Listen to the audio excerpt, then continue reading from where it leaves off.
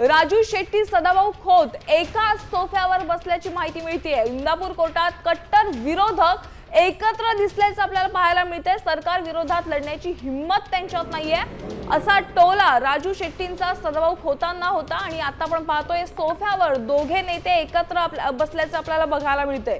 या क्षणाची सगळ्यात मोठी बातमी आपण पाहतोय, राजू शेट्टी आणि सदाभाऊ खोत एकाच सोफ्यावर एकत्र बसले आहेत। इंदापूर कोर्टात कट्टर विरोधक एकत्र दिसलेत। राजू शेट्टींनी सदाभाऊ खोतांना टोला देखील दिलेला होता आणि त्यानंतर आता दोघे नेते एकाच सोफ्यावर बसल्याचं आपल्याला बघायला मिळतंय।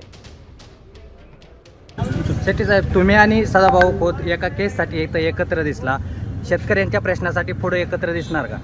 त्यासाठी काही धोरणं बदलावी लागतील। सरकारच्या विरोधात ताकदीने उभा राहण्याची हिम्मत दाखवावी लागेल। ती हिम्मत सगळ्यांच्यामध्ये असेलच याची गॅरंटी मी देऊ शकत नाही। सोमनाथ सूर्यवंशी प्रकरण जे आहे त्या प्रकरणी उच्च न्यायालयानं जे मारहाण करणारे पोलीस होते त्यांच्यावर गुन्हे दाखल करा अशा आदेश दिले होते। सर्वोच्च न्यायालयामध्ये राज्य सरकारने त्याला आव्हान दिलं।